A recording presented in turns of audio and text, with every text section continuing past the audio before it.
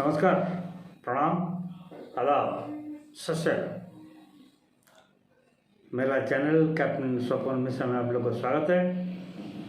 आज कुछ दिन के बाद एक वीडियो में बना रहा हूँ मेरा ऑफिस से। आज जो वीडियो में बनाऊँगा ये शायद टॉपिक थोड़ा डल है, शायद आप लोग के बीच में पकड़ नहीं पाएगा, लेकिन आखिरी तक देखेंगे तो आपको पता चलेगा कितना इम्पोर्टेंट बात मैं बोलने जा रहा हूँ। आज मैं बात करूँगा कि अपना जो शिप बिल्डिंग कैपेसिटी है, पोर्ट से कार्गो हैंडलिंग कैपेसिटी है और किस तरह हम आगे बढ़ रहे हैं। This is my topic. it will be on totally maritime competency का ऊपर है, कॉम्पिटेंसी ऊपर। इसमें मैं कवर करूँगा अभी कुछ दिन पहले डीजी शिपिंग कुछ अपना जो COC सर्टिफिकेट ऑफ कॉम्पिटेंसी उसका रूल का ऊपर चेंज किया है। इसकी वजह से कुछ मैरिनर्स अपना फैमिली का साथ एजुकेशन कर रहे हैं और इसके बाद क्या क्या डेवलपमेंट हो रहा है, एक्चुअली क्या है, मर्चेंट नेवी वाले भी इसमें से कुछ ज्ञान पाएंगे। चलिए शुरू करते हैं मर्चेंट नेवी से। ये COC जो होता है that is called certificate of competency. हमारा जब मैं मर्चेंट शिपिंग में कंसल्टेंसी का कैरियर चालू किया था तो उस टाइम पर हमारा इंडिया में बैलीज का जो COC CDC काफ़ी चलता था, अभी तो बंद हो गया है। तो इंडियन गवर्नमेंट ने अपना इंडिया का जो एक्चुअली इंडिया का CDC उस टाइम पर बहुत ही पावरफुल था। मतलब इंडिया का जो ट्रेनिंग, इनका जो सर्टिफिकेट इशू करना बहुत स्ट्रिक्ट था, actually it was very difficult to get something.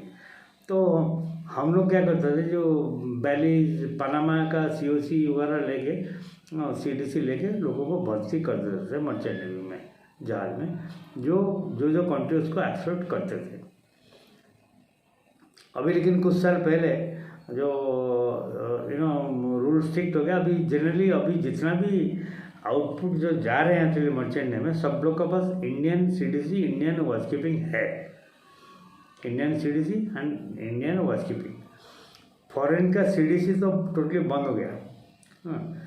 Watch keeping का टाइम है जब वो आपका जो मैंडेटरी जो सी टाइम आप ख़त्म करते हैं, फिर वॉच कीपिंग लेते हैं। वॉच कीपिंग का टाइम में बहुत उस टाइम पर वो शॉर्टकट था, अभी तो शॉर्टकट नहीं है, शॉर्टकट था। चलो ठीक है, इंडियन वॉच कीपिंग के लिए इतना माथापैची कौन करेगा, चलो होंडारोस को निकालो, चलो पनामा का निकालो, सिंगापुर का निकालो, इंडोनेशिया का निकालो और कोई ना कोई उस शिपिंग में ज्वाइन कर लो। एक COC का तो ज़रूरत है। अभी इसका पर वो स्ट्रिक्ट हो गया। अभी क्या जो पहले 15 साल 20 साल जो सर्विस नौकरी कर रहे हैं, जो UK का COC लिए हुए हैं, जो होंडारोस, जो पनामा जो लिए हुए हैं, इनके लिए भी प्रॉब्लम है। इंडियन गवर्नमेंट ने रूल कर दिया कि नहीं, हम उसको एक्सेप्ट नहीं करेंगे, आपको इंडियन COC लेना ही पड़ेगा। हालांकि उनको एक टाइम लिमिट दिया है। इंडियन COC के लिए आपको एग्जाम में बैठना पड़ेगा and you have to clear that exam. Suppose you are sailing as a master in a ship और चीफ इंजीनियर शिप, देन आपको इंडियन वॉच कीपिंग के लिए एग्जाम में बैठना पड़ेगा and you have to clear that exam, then you will be eligible to sail. हालांकि Indian government ने कुछ जो COC को एग्जाम किया हुआ है। इवन वो लिस्ट में इंडोनेशिया, बांग्लादेश, सिंगापुर कुछ एग्जाम्पन, पनामा एग्जाम्पन दिया हुआ है। वो जो COC है उनका कोई प्रॉब्लम नहीं है। इवन ईरान जो है, ईरान का COC को एग्जाम दिया हुआ है। जब ईरान जो है ये इंटरनेशनल मैरीटाइम ऑर्गेनाइजेशन का मेंबर नहीं है, उनका एक दूसरा तरीके का COC है, उसका भी COC को लेके ईजी है एक्चुअली। पैसा दो, COC लो, एग्जाम में बैठने की जरूरत नहीं है, लेके सेल करो, पैसा लो, पैसा इनकम करो। तो ऐसे करके लोग गए हैं, उनको ऊपर थोड़ा नकल कस रहा है, तो इसलिए वो ये हो रहा है। नहीं, the COC should be knowledge based. ये तो काफ़ी जो मर्चेंट नेवी में आप देख रहे हैं कभी आग लग रहा है, कभी काफ़ी एक्सीडेंट हो रहा है, कभी ग्राउंडिंग हो रहा है। इसके लिए आपको प्रोफेशनल कॉम्पिटेंसी की ज़रूरत है। जो जो कंट्री एक्चुअली आपका एग्ज़ाम लेके प्रोफेशनली कॉम्पिटेंसी का दे सकते हैं, हाँ, वही लोग को इंक्लूड किया जा रहा है। तो आपको ये है, इसलिए कुछ टाइम दिया गया है। जितना भी डेमोन्स्ट्रेशन कीजिए, नहीं तो आपको एग्ज़ाम बैठेगा। हमारा सिस्टम है, सिस्टम में एग्ज़ाम दीजिए, इंडियन सीओसी लीजिए। इंडियन सीओसी को आज तक आईएमओ का अंडर कोई भी देश उसको रिजेक्ट नहीं किया है। इवन आज on today also Indian CDC and Indian COC have been considered as the best, because हमारा एग्ज़ाम सिस्टम है तो बहुत स्ट्रॉन्ग है, बहुत स्ट्रॉन्ग है। आपको नॉलेज है, एग्ज़ाम दो, पेपर बैक लगेगा, पेपर क्लियर करो, पढ़ाई करो, निकलो, फिर जाओ। तो ये है। लेकिन ठीक है, that is for the merchant navy people and let's come back to the main topic, maritime power of India. हमारे पास जो है अराउंड 4000 to 4500 700 किलोमीटर्स का मैरीटाइम बाउंड्री है। हमारे पास पोर्ट्स वगैरह बनाने का, डेवलप करने का बहुत ही अपॉर्चुनिटी है, बहुत अपॉर्चुनिटी है। 13 मेजर पोर्ट्स है हमारे पास, और 14 अभी पालघर का जो महाराष्ट्र का, उसमें वो डेवलप किया जा रहा है। बहुत बड़ा पोर्ट होकर डेवलप किया जा रहा है, इसकी रिक्वायरमेंट है। अराउंड 200 छोटे छोटे पोर्ट्स है। जो मेजर पोर्ट है वो सेंट्रल गवर्नमेंट कंट्रोल करता है। हालांकि सब लोग डीजी शिपिंग का रूल्स रेगुलेशन का अंदर आते हैं। एक 2005 का एक पोर्ट एंड सिक्योरिटी एक्ट है, एंड डीजी शिपिंग का कुछ बाहर है, वो एक्सरसाइज करते हैं। तो जो माइनर पोर्ट्स है वो state government, state maritime board जो होते हैं, एक नेशनल मैरीटाइम बोर्ड होता है, एक स्टेट मैरीटाइम बोर्ड, वो कंट्रोल करते हैं। जैसे कि गुजरात का मुंद्रा पोर्ट है, वो गुजरात गवर्नमेंट कंट्रोल करता है, but with in the verification of DG shipping. That is very clear. I think जो बड़े बड़े पोर्ट्स है उसमें क्या है कि slowly that shipping trade is also going up. तो जितना पोर्ट है, जैसे हमारे टाइम में, मैं अभी पोर्ट का बात कर रहा हूँ, बाद में शिपयार्ड का बात में आऊँगा। पोर्ट में जितना भी आप पोर्ट बनाओ, उसमें कोई ना कोई कंजक्शन होता है। मतलब इतना ट्रैफिक हो जाता है कभी कभी कि जहाज़ को 15-15 दिन का तक एंकरेज में रहना पड़ता है। फिर जेटी क्लियरेंस होता है, फिर वो आते हैं कार्गो लोडिंग अनलोडिंग करने के लिए, फिर वापस जाता है। तो टाइम लैग बहुत होता है। तो हमारा उस टाइम पर, मैं जब नहीं में था, हमारा टाइम में मेरे को याद है JNPT भी नहीं हुआ था। अभी मुंबई में जो JNPT उस टाइम पर नहीं हुआ था, कंस्ट्रक्शन चल रहा था। मुंबई, कलकत्ता में भी प्रॉब्लम है कि कलकत्ता जो पोर्ट है वो हुबली रिवर का अंदर जाके पोर्ट होता है, वो सी पोर्ट नहीं है। That is a river port sir होता है यहाँ। हाँ, कलकत्ता का जो पोर्ट है वो रिवर, मतलब समुद्र का साथ वो जुड़ा हुआ नहीं है। वाइजैक, कोचीन, ये जो है। तो अभी we have got around 13 major ports and 14 is coming up under central government. जो कार्गो है, जो सब ईरान से आता है, USA से आता है, चाइना से आता है, तो हम मैनेज करते हैं कि भाई तुम कटोरू जाओ, तुम कोचीन आ जाओ, तुम इधर आ जाओ, हम तुमको एक दिन में बर्थिंग करा देंगे, तुम्हारा लोडिंग अनलोडिंग करो। तो उसमें फैसिलिटेशन ज़्यादा होता है, कंजस्टेशन कम होता है। जितना ज़्यादा पोर्ट बढ़ेगा उतना फैसिलिटेशन ज़्यादा होगा, पैसा बचेगा सबका। तो इसमें क्या है कि जो मेरीन ट्रैफिक को कंट्रोल करने के लिए इंडियन गवर्नमेंट ने एक बड़ा स्टेप लिया था actually after the Modi government के में, दैट हम लोग पोर्ट बहुत बढ़ाएंगे और छोटे छोटे पोर्ट भी डेवलप करें, जो कि लोकल कार्गो जो है, लोकल कार्गो, मतलब यहाँ से हम पारदीप भेजेंगे उड़ीसा से, मतलब कटक से, तो अगर कटक का पास से किसी समुद्र होगा तो पानी का जहाज भेजे तो कॉस्ट कम पड़ेगा। तो ये river port, river transportation, river cruise, ये सब काफ़ी डेवलपमेंट हुआ है। ये 10-11 साल का बीच में डेवलप हुआ है, जो मैंने देखा नहीं था, अभी मैं देख रहा हूँ, सब मेरा सामने हो रहा है।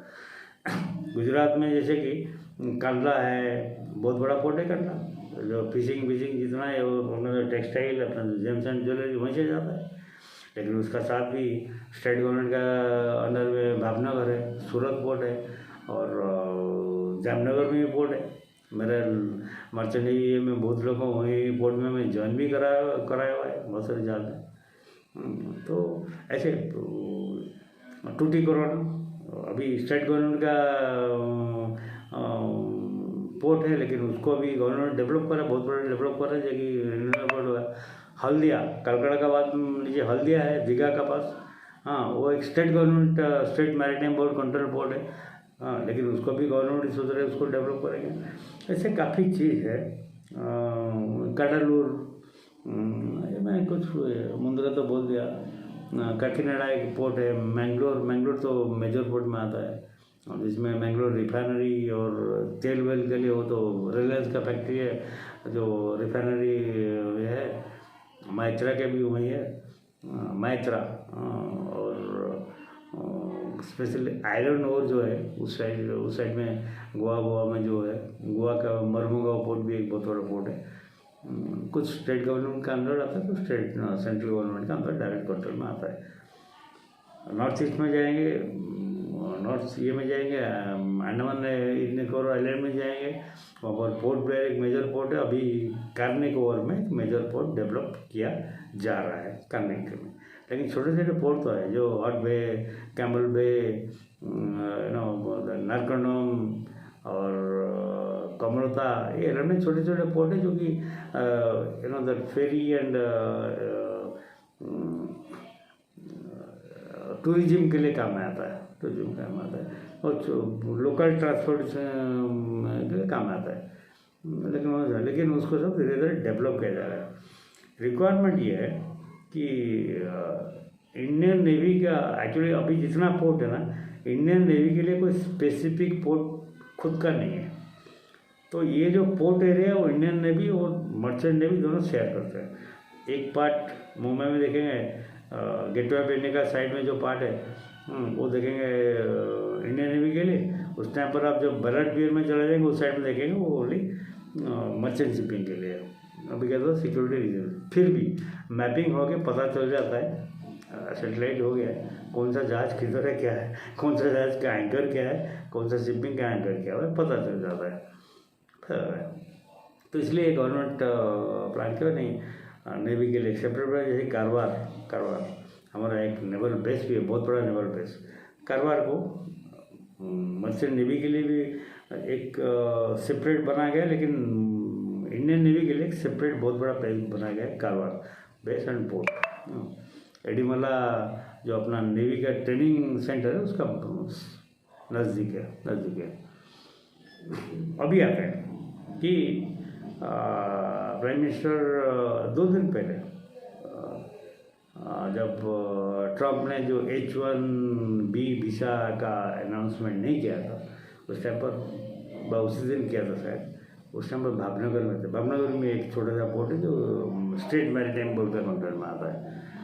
तो वहाँ पर गए थे, उन्होंने बोला कि भैया हम एक साल में 2,70,000 करोड़ का ओनली जो बाहर के जो इतना जहाज है उसको हायर करने में, आइधर हम जहाज को हायर करें, आइधर उनका कार्गो स्पेस हायर करें, आइधर उनका कंटेनर स्पेस हायर करें, उतने में हम पैसा खर्चा करते हैं एक साल में। जस्ट इमेजिन हमारे पास जो अगर शिप बिल्डने का क्षमता नहीं होता है, तो हम कितना पैसा हम बाहर लोगों को दे रहे हैं। अगर वो दैट कैपेसिटी हमारा अंदर बिल्डअप होगा, लेकिन उन्होंने जैसे आत्मनिर्भर का बारे में बोला है, we have to produce from chip to ship. Chip भी प्रोड्यूस करेंगे और शिप भी प्रोड्यूस करेंगे। We have to manufacture ships. Ship building जो कैपेसिटी है, जो टेक्नोलॉजी हमारे पास है, क्योंकि इतना नेवी का जहाज 100-150 जहाज हम बना चुके हैं नेवी और कोस्ट गार्ड का, तो इसका मतलब हमको पता है और मर्चेंट नेवी का जहाज में तो ऐसे कोई मिसाइल और एयर डिफेंस सिस्टम और ये जो टैर्पिडो गर्पिडो एंटी सबमरीन वारफेयर का सिस्टम लगाने का नहीं है ना। It is just a ship, Archimedes principal. मैं जब NOS में कि मर्चेंट नेवी में मेरे पास आते हैं बच्चे लोग कि सर हम मर्चेंट नेवी ज्वाइन करना चाहते हैं, मैं इनको एक ही क्वेश्चन पूछता हूँ, चला एक छोटा सा जो नेल है वो पानी में डूब जाता है, लेकिन इतना बड़ा जहाज जो आयरन का इतना बड़ा जहाज जो पानी में कैसे फ्लोट करता है? सिंपल आर्किमिडीज प्रिंसिपल है। और जो लोग को मेरे को करेक्ट आंसर देते हैं उनको मैं मर्चेंट नेवी के लिए काबिल समझता हूँ, उनको मैं ट्रेनिंग दे के मर्चेंट नेवी भेजता हूँ। बाकी सबको बोलता तो जाओ और जो चाय की दुकान लगाओ, ठेला लगाओ, ऐसा है। तो अभी that means we have got the ship building. अभी जब हम INS विक्रांत एयरक्राफ्ट कैरियर बना दिए हैं, इसका मतलब हम भी बना सकते हैं। तो मोदी जी वही जो चीज़ को इंसिस्ट किया लास्ट मीटिंग में भावनगर में, उन्होंने बोला कि हम सारे पोर्ट को इंटीग्रेट करेंगे, ट्रैफिक मेरीन ट्रैफिक को देखेंगे, कौन कहाँ है, क्या कहाँ पर अपना खाली है, क्या है, लेकिन इतना पोर्ट बनाएंगे, इतना बड़े बड़े पोर्ट बनाएंगे। मैरीटाइम 4700 माइल्स का मैरीटाइम बाउंड्री कुछ छोटा नहीं है, बहुत है, बहुत है, बना सकते हैं। और प्राइवेट कंपनीज को हम इन्वॉल्व करेंगे, उनको बोला है क्लियरली, भाई हम तुमको लैंड दे देंगे, हम तुमको जो टैक्स विंडो वगैरह दे देंगे, बना प्रॉफिट लो, गवर्नमेंट को टैक्स तो कुछ दो, ठीक है। कोई अगर कुछ दैट एनवायरनमेंट वाले और NGO वाले और कोई अपोजिशन वाले बोलेगा अरे ये प्राइवेट कंपनी को उन्होंने पोर्ट को भेज दिया, बकवास बात है, पब्लिक जानते हैं एक्चुअली, कोई सुनता नहीं उनका बात। देश को आगे बढ़ना चाहिए। तो उन्होंने that is the thing they have explain. Ship building में हमने प्रूव कर दिया। मेरे टाइम में ओनली 2 ही शिप बिल्डिंग यार्ड था, मतलब मैं ज्वाइन करने से छोड़ने तक गोवा शिप यार्ड था, मैथगेवन डॉक था, गार्डनिस था। बाकी जितने थे वो लोग जो शिप डॉकिंग होते थे उनका रिपेयरिंग वगैरह, और नीचे हॉल को पेंटिंग जो स्क्रैप करके जो सीवीड वगैरह लगता था, प्रोपेलर वगैरह साफ करके स्क्रैप करके कॉलर मार के उनको बेचते थे। लेकिन शिप एक बनाना उन्होंने ओनली मजगांव डॉक और गोवा शिप छोटे छोटे पेट्रोल क्राफ्ट बना रहे, उनको छोड़ के इसका पास टेक्नोलॉजी नहीं था। लेकिन अभी तो हिंदुस्तान शिपयार्ड, गजनीज और कोचिन शिपयार्ड तो विक्रांत को निकाल दिया, बड़े एयरक्राफ्ट कैरियर निकाल दिया। तो मोदी जी बोले कि नहीं, all this private companies and government will help. और आप don't think that government public को GST लगा के उनसे पैसा लेके खुद बनाएगा और आपको लीज में देगा, ऐसा नहीं है। आप पैसा खर्चा करो, बनाओ, हम लोग पूरा फैसिलिटी देंगे। तो अभी इंडियन मर्चेंट शिपिंग इंडस्ट्री में इंडिया का खुद का मर्चेंट जहाज बनेगा। कुछ 2-4 साल 5 साल लगे, पॉलिसी शुरू होगा, पॉलिसी ड्राफ्टिंग होगा, उसके बाद इम्प्लीमेंट होगा, टाइम लग सकता है, लेकिन एक अच्छा विजन है। अभी जहाँ तक मेरा याद है, मतलब मैं जैसे शिपिंग में बैठा था, अपना जो खुद का जो शिप है, एक शिपिंग कॉरपोरेशन ऑफ इंडिया, उनका खुद का जहाज है, जो हम पोर्ट ब्लेयर जाते थे, अभी भी जाते हैं, कलकत्ता से और चेन्नई से पोर्ट ब्लेयर जाते थे, एक हफ्ते में एक जहाज है। और उसके बाद वाइजैक से भी जाते, 15 दिन में एक जहाज है, जाते थे आते थे कार्गो वगैरह ये। और वहाँ पर उनका पास उधर जाने के बाद कार्निकवर ये सब हार्डवेयर वर्डवेयर घूमने के लिए इंडियन फेरी सिस्टम, इंडियन छोटा छोटा जहाज रहता था। अभी इसमें काफ़ी चेंज हो रहा है। शिपिंग कॉर्पोरेशन ऐसे भी लॉस में चल रहा है, लेकिन गवर्नमेंट उसको डिसइन्वेस्टमेंट नहीं कर रहा चाहता है, क्योंकि इसका फ्यूचर है। अगर उसको कुछ जहाज वगैरह दे दिया जाए, हो सकता है वो। अभी मुंबई में अपना जो क्रूज टर्मिनल प्राइम मिनिस्टर 2 दिन पहले उनको इनॉग्रेट किया है। क्रूज अभी चल रहा है, actually from Mumbai to Goa cruise जहाज चल रहा है, लोग जा रहे हैं। मुंबई टू मालदीव एक चल रहा है, जो कोचीन में टच करके मालदीव जा रहा है, मुंबई टू कोचीन, कोचीन से मालदीव, कभी चल रहा है। तो क्रूज का अगर उधर घूम के अगर आगे सिंह मतलब कोलकाता पहुँचेगा और पारदीप पहुँचेगा, that thing also can be good tourism sort of thing. अगर रिवर कोई क्रूज का साथ सी क्रूज भी हो जाएगा। तो एक ये ONGC का पास कुछ जहाज है, अपना खुद का जहाज है, मतलब हालांकि बाहर से खरीदा हुआ है, खुद बना नहीं। इससे के पास जो जहाज है वो भी खुद बना नहीं, बाहर से खरीदा हुआ है। प्रॉपर पैसा देंगे, लीज में नहीं है, लीज में नहीं है। लीज में होने से आपको महीना का महीना भाड़ा देना पड़ता है। ONGC में भी जितना उनका रिक्वायरमेंट, उनका पास उतना जहाज नहीं है। मैंने कुछ मर्चेंट नेवी में कुछ बंदों को ONGC में डाला था, डाला है। वो लोग बोले कि नहीं हम तो गवर्नमेंट टाइप का काम करेंगे, मतलब फिक्स्ड ONGC में जाएंगे और काम करेंगे और ये करके पेंशन वेंशन लेके करेंगे। थोड़ा सा तनख्वाह कम रहता है लेकिन एक फिक्स सड़ा में रहता है। उनका पास भी जहाज जो है ना वो भी लीज भी लेते हैं। क्योंकि मैंने एक बंदे को भेजा था ONGC में, उसने जो जहाज में चढ़ा वो सिंगापुर से लीज में आया था, फ्रॉम सिंगापुर। तो ये अभी नेक्स्ट जो मोदी जी सेमीकंडक्टर का पर सेमीकॉन किए, around 42 countries across the world they are ready to put the manufacturing hub in India, semiconductor chips ये सब।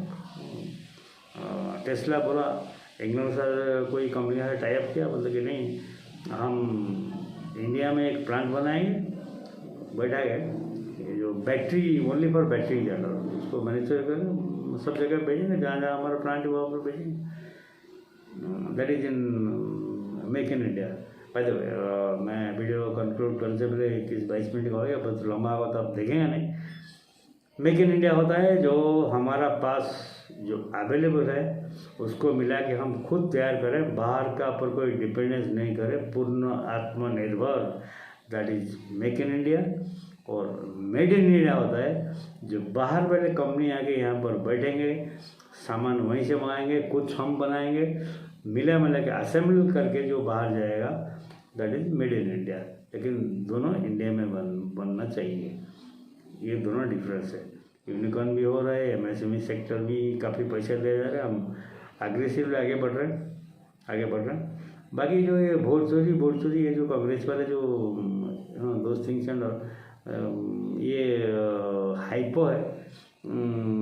जनरली आजकल public they are very conscious, they exactly know what is happening. उनका आंख का सामने दिख रहा है एयरपोर्ट बन रहा है, उनका आंख का सामने दिख रहा है इतना अच्छा रोड बन रहा है, उनका आंख का सामने दिख रहा है कि राफेल उड़ रहा है, उनका आंख का सामने दिख रहा है कि हम अभी तेजाज का 10 fighter by the way F410 जो FG का 10 इंजन आ चुका है। Next month they will be delivering 10 Tejas MK1, और अभी MK2 का पर काम चल रहा है, MCA का पर काम चल रहा है। तो हम लोग बढ़ रहे हैं। और बाकी जो ये कांग्रेस वाले और जो ये कर रहे हैं ना जेन जी, और ये रिवोल्यूशन करेंगे, ये करेंगे, वो कोई काम नहीं कर रहे हैं। लोग को दिख रहा है एक्चुअली, पीपल आर सीइंग एक पोर्ट बना है, इसमें इतना जहाज आ रहा है, इसमें ऐसा हो रहा है, इतना एयरपोर्ट बना, इतना ये बना, लोगों का आंख का सामने वो दिख रहा है। जब दिखता है ना वो, तो आप जितना भी भड़काओ ना वो भड़केगा नहीं। तो मैं यहाँ पर मैं आज वीडियो बना रहा था जो ट्रम्प वाला जो H1B वीज़ा का पर बना रहा था, वो भी एक फुसकुट है, एक हवा फुसकुट है, उसमें कोई ये नहीं है। कल जब प्राइम मिनिस्टर देश को एड्रेस कर रहे थे, उन्होंने उसका नाम भी नहीं लिया, और GST का पर अपने तथ्य रखा। इसके ऊपर वीडियो बनाने का सोचा, लेकिन मैं सोच रहा हूँ कि कल बनाऊँगा इसका ऊपर वीडियो। ये जो जो H1B वीज़ा, मतलब वीज़ा कितनी तरह का होता है, ये इसमें क्या खासियत है, इसको क्यों चाहते हैं, और इंडिया वाले क्यों इसके पीछे पड़े हुए हैं। कोई चाइना का 12% है, इंडिया का 72% है, जो ये कोरिया जापान सब लोग जाते हैं, लेकिन इंडिया वाले क्यों इसके पीछे जाते हैं। हाँ, ये होता है ये। हाँ, इंडिया वाले इतना बेवकूफ़ क्यों है, ये तो बेवकूफ़ ही ना, चाइना वाले अगर ये तो क्यों नहीं रहते, इंडिया वाले क्यों बेवकूफ़ बनते हैं। और जब बेवकूफ़ बनते हैं फिर जब ट्रंप एक झापड़ खींच के देता है ना, फिर यहाँ पर कांग्रेस वाले रोते हैं। और एक अपना जो गधा पप्पू वो बोलता है कि we have got the weakest prime minister. हाँ, बहुत वीकेस्ट प्राइम मिनिस्टर है। मैं पप्पू को कुछ बोलूँगा नहीं तो पागल है। मतलब दिमाग हिला हुआ, दिमाग तो है ही नहीं है। दिमाग होगा तो हिलेगा ना, दिमाग तो है ही नहीं है, उल्टा सीधा बोलता रहता है। और उसके बाद कुछ मूर्ख लोग हैं, कोंगी मूर्ख लोग हैं, उसको कोंगी मूर्ख बोलता हूँ। ओ Pappu ji bye bye tata tata टीटी टीटी टीटी करता रहता है। ये मूर्खों की कोई इलाज नहीं है, एक्चुअली ओनली पागल खाना इनका है, इलाज है। ठीक है, मैं कल वो जो वीडियो बनाऊंगा H1B वीज़ा का पर, कितने टाइप का वीज़ा होता है, वीज़ा क्या होता है, बहुत लोगों को पता नहीं है। जो कोंगी मूर्ख लोग हैं ना, जो अपने ग्रुप में जो घूमते रहते हैं ना, पता नहीं वीज़ा क्या होता है, पासपोर्ट क्या है, तो उसका डिफरेंस ही पता नहीं है। मैं लिख के देता हूँ, पासपोर्ट क्या होता है, किसके लिए ज़रूरत है, और वीज़ा क्या होता है, क्यों ज़रूरत है, इनको कुछ पता नहीं है, कुछ पता नहीं है। और बाकी कैटेगराइजेशन वीज़ा तो दूसरी बात है। सीमान वीज़ा अपना मर्चेंट नेवी वाले जानते हैं, सीमान वीज़ा क्या होता है, वीज़ा का पैसा कौन देता है, वीज़ा का पैसा कौन देता है, इनको पता नहीं है। ये जो मूर्ख कोंगी लोग घूम रहे हैं ना बाज़ार में, जो पटीचर जो खैनी खा के पान खा के ऐसे ऐसे करके घूम रहे हैं ना, इनको कुछ नहीं पता है। तो इसलिए उनकी ज्ञान के लिए मैं कल बनाऊंगा हमारा वीडियो H1B वीज़ा का ऊपर, प्लस कितने टाइप का वीज़ा होता है, कौन सा देश में हमारा वीज़ा की ज़रूरत नहीं है, कौन सा देश को हम विदाउट पासपोर्ट जा सकते हैं, और कितना टाइप का पासपोर्ट होता है, इसके बारे में एक डिटेल वीडियो बनाऊंगा। I think I have clear my discussing the port and shipping act and थोड़ा सा डल वीडियो है, लेकिन आप अगर ध्यान से देखेंगे तो आपको समझ में आएगा और आपको वीडियो अच्छा लगेगा। मैं विदा लेता हूँ, उससे पहले बोल देता हूँ kindly share it, like it, dislike it if you don't like it, if you don't like it please dislike it also, and comment जरूर कीजिएगा, कीजिएगा। नमस्कार, प्रणाम, जय हिंद, भारत माता की जय।